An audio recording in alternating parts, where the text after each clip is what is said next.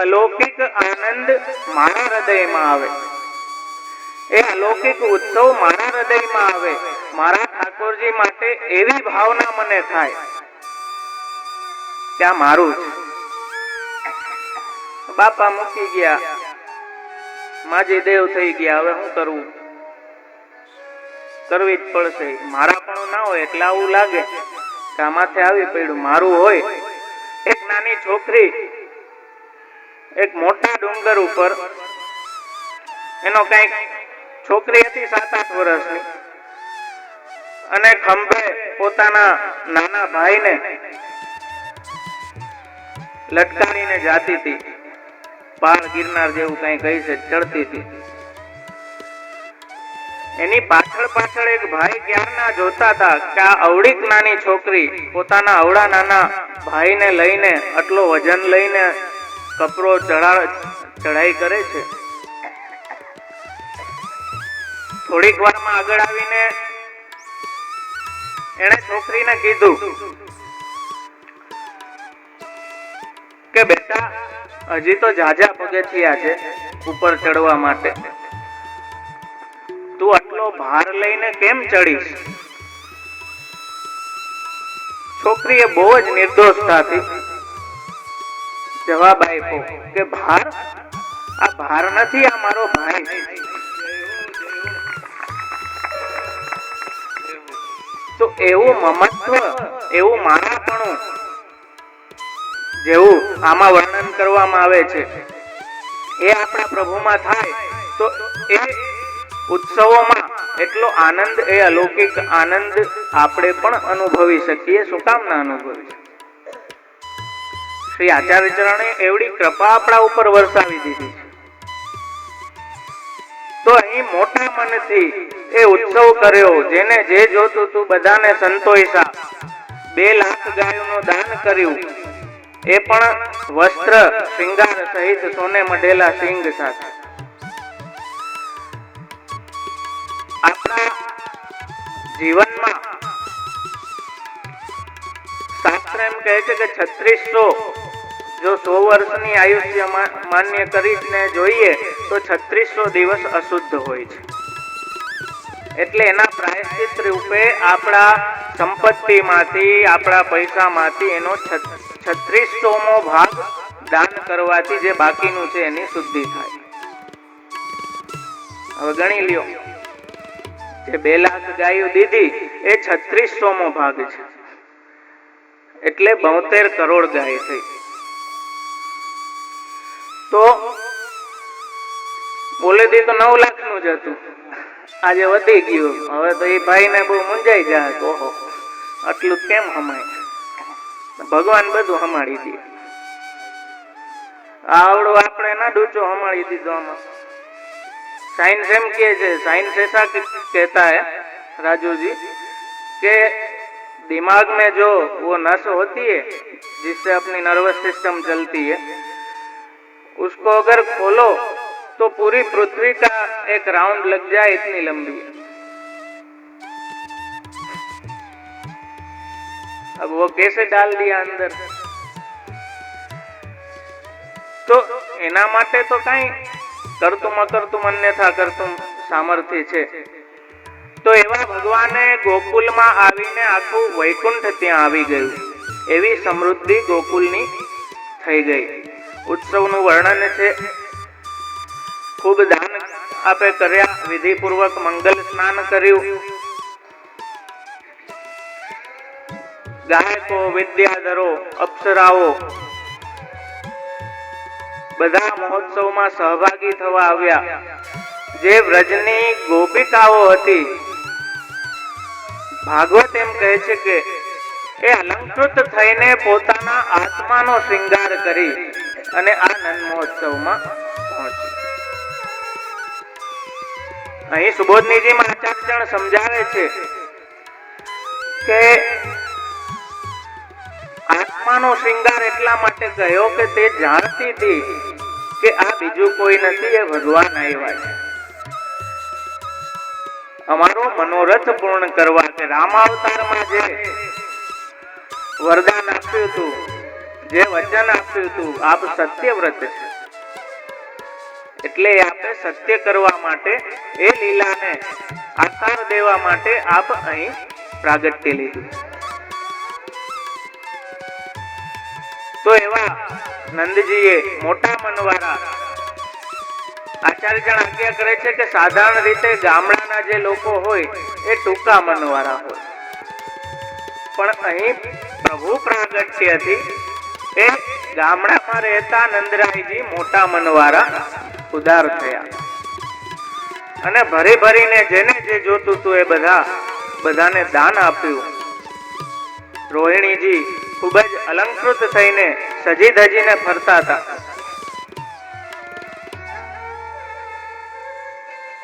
ખૂબ જ ઉત્સવ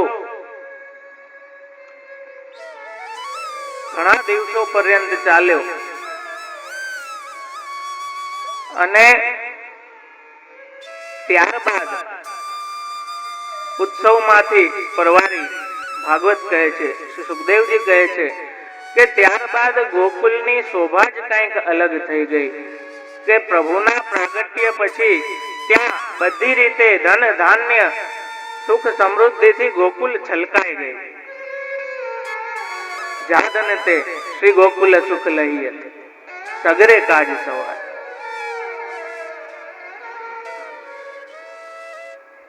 તો એ યધન ધર્મ હિતે પાયો જે છે એ ધર્મ કોણે કર્યું? અહીં આખું બેકડ્રોપ છે કે પૃષ્ણીને સુતપાએ એ કામના કરી કે તમારા જેવો પુત્ર જોઈએ. આખી વાર્તા અહીંયાથી ચાલુ થાય. ધર્મ હિતે પાયો. તો એ પ્રભુના પધારવાથી ગોકુલની શકલ ફરી ગયા. ત્યારબાદ કંસને વાર્ષિક કર દેવા માટે, એટલે કે ટેક્સ, રાજાને જે ટેક્સ ચૂકવવો પડે એ વાર્ષિક ટેક્સ ચૂકવવા માટે નંદરાયજી ગોપ કેટલા સખાઓને લઈને મથુરા પધાર્યા કંસને કર ચૂકવવા.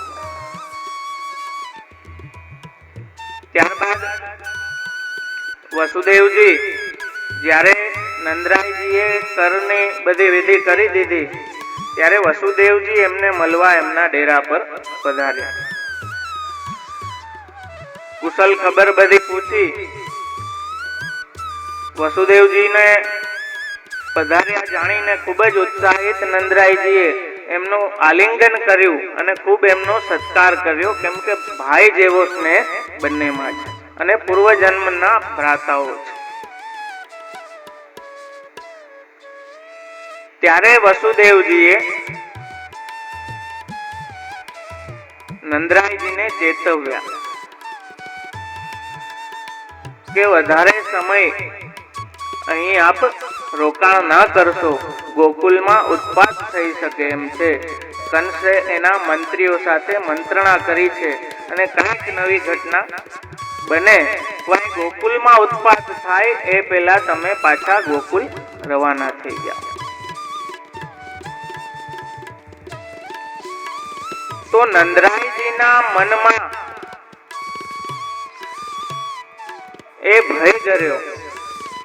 આગળ જે પૂતના વધનો પ્રસંગ આવશે એમાં શ્રી આચાર્યચરણ કારિકામાં આજ્ઞા કરે છે કે પૂતનાનો વધ કરીને ભગવાને બહાર અને ભીતર જે ભય છે એનું નિવારણ કર્યું. ભીતર એટલે કે નંદરાયજીના અંતઃકરણમાં વસુદેવજીના વાક્યોથી જે ચિંતા ઉપજી, ભય ઉપજ્યો, એટલે વસુદેવજીના કહેવા માત્રથી તરત જ રવાના થવાની તૈયારી કરી. બળદગાડાને જોડ્યા અને સાથે જ્યારે વસુદેવજીએ નંદરાયજીના આ ઉત્પાતની વાત કહી એ સમયે જ પૂતનાનો વધ ત્યાં ભગવાને કર્યો. એ પૂતના અવિદ્યા રૂપ છે. સુબોધનીજીમાં શ્રી આચાર્યચરણ સમજાવે છે 5 અધ્યાસ છે. દેહાધ્યાસ, ઇન્દ્રિયાધ્યાસ, અંતઃકરણાધ્યાસ, પ્રાણાધ્યાસ અને સ્વરૂપ વિસ્મૃતિ. આ 5 અવિદ્યા છે.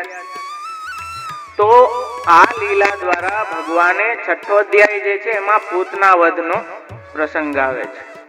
તો આ લીલા દ્વારા ભગવાને વ્રજ ભક્તોના એ અવિદ્યાને દૂર કરી અને એમનો નિરોધ સિદ્ધ કરાયો.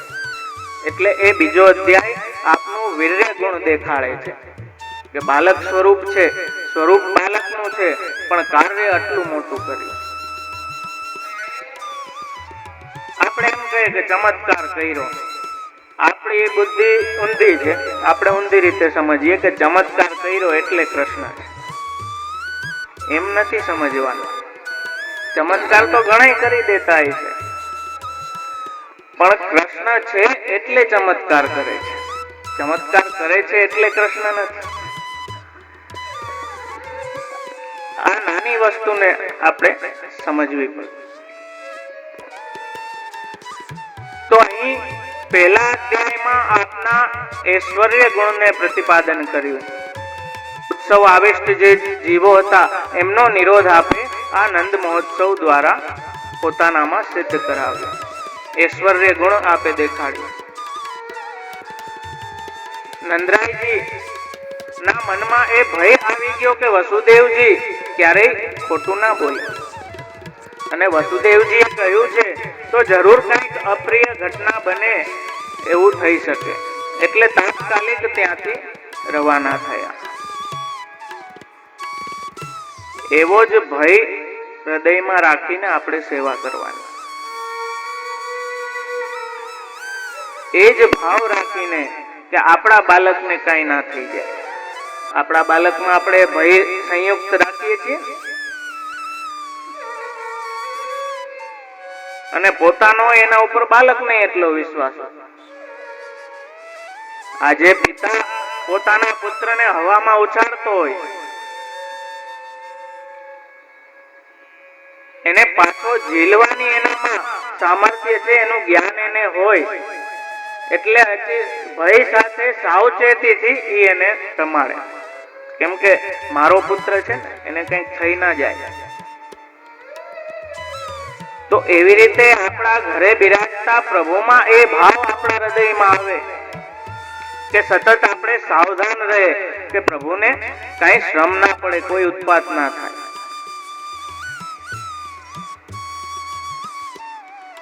આમાં એક એક વસ્તુમાં તમે જોશો ને આપણું સેવા પ્રણાલી તો આવી જ જશે. કેમ કે આ જ વ્રજ ભક્તોના ભાવનું ભાવન આપણે આપણી સેવામાં કરવાનું છે. અને એ નિરોધ લીલામાંથી જ ભાગવત પિયુષ સમુદ્ર મથનક્ષમ રાસ લીલૈક તાત્પર્ય એ નવનીત આપે કાઢીને મંથન કરીને આ નવનીત નિચોડીને આ પ્રેમ લક્ષણા ભક્તિ માર્ગ આપણને આપ્યો છે. ખરેખર આ ભગવાનની વીકનેસ છે. જો ઊંધા અર્થમાં ના લ્યો તો એક વાત સમજો કે કોઈને કાબુમાં કરવો હોય અને કોઈ રીતે થાતું ના હોય તો સામાન્ય રીતે આ રાજનીતિ છે કે શું વિચારે કે એની નબળી કડી કંઈક પકડો. આ તો લૌકિક વાત થઈ, પણ આ પ્રેમ લક્ષણા ભક્તિ માર્ગમાં મહાપ્રભુજીએ ભગવાનની નબળી કડી આપણા હાથમાં મૂકી દીધી. આ પોઈન્ટ દબાવશો તો એ તમારે વશ થઈ જાય. સ્વાધીના પુષ્ટિ રૂચ્યતે. અને તમારે વશ થઈ જાય પછી ગોવિંદ સ્વામી કાકરીએ મારે ગલુડિયારે રમતા હતા. બ્રહ્મ થોડી ખોવાય, તોય જબોડી દીધા કુંડમાં કે પાછું મંદિરમાં જવું છે. કેટલી કૃપા તમે વિચાર કરો, કેવું સખ્ય ભગવાન સાથે કે ભગવાનને ઉપાડીને જબોડી દીધા.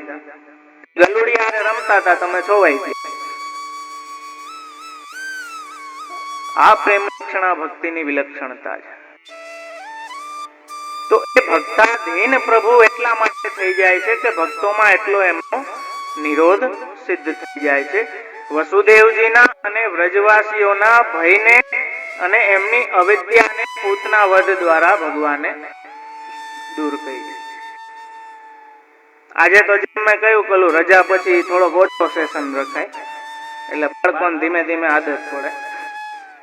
એટલે એવું કંઈક આપણે આજે વિચાર કર્યો છે. પણ શ્રી આચાર્ય ચરણે નિરોધ લક્ષણ દ્વારા એ જે અતિ ગુપ્ત અને અમૂલ્ય જે પદાર્થ છે કે આપણને કંઈક એવું મળે તો આપણે 7 તાળામાં બંધ કરીને રાખીએ, પણ એ આચાર્ય ચરણે વાટી દીધું કે જે આ માર્ગ ઉપર ચાલવા વાળા છે એને આ કામ આવશે. એટલે એના લક્ષણ બતાવ્યા, નિરોધ લક્ષણ, કે જેની વ્યાખ્યા કરે કે પ્રપંચ વિસ્મૃતિ પૂર્વક ભગવદાસક્તિ. આપણી અહમતા મમતા ભગવાન લાગી જાય પૂર્ણ રૂપે, એ જ નિરોધ છે. નિરોધ લીલાની ઉત્પન્ન થાય અને એ સ્વરૂપાનુભવ આપણે કે જે પુષ્ટિનો પરમ ફલ છે એ આ ભૂતલ ઉપર આ દેહથી અનુભવ થાય ને થાય, એમાં કોઈ સંશયને સ્થાન નથી. પણ એ નથી થઈ શકતું તો ભગવદ નામ લઈએ, ભગવાનની કથાનું શ્રવણ કરીએ, એ નથી થઈ શકતું તો છેલ્લે ત્યાં સુધી આચાર્ય જણ કહે છે, આજે જેમ હાલતા હાલતા થાકી ગયા, આચાર્ય જણ કહે કે વાંધો નહીં, થાકી ગયો જ હાલતા હાલતા, વાંધો નહીં, તો ભગવાનના ચરણ રૂપી ધર્મશાળામાં બેસી ગયા. પૃથક શરણ માર્ગોપદેષ્ટા, શરણાગતિ પકડી લ્યો. કૃષ્ણ વગતિમાં શ્રી કૃષ્ણ શરણમાં પણ જો ના થતું હોય તો પછી વ્રથા તજ્જન્મ ભૂતલ. એટલે અત્યારની પરિસ્થિતિમાં તો અહીં પણ એ પુષ્ટિ અને અનુગ્રહ તો છે જ કે ભગવાન આપણે જેવું કરીએ એવું હલાવી લે છે, આપણને અનુકૂળ થઈ જાય છે. એક વાત છેલ્લી,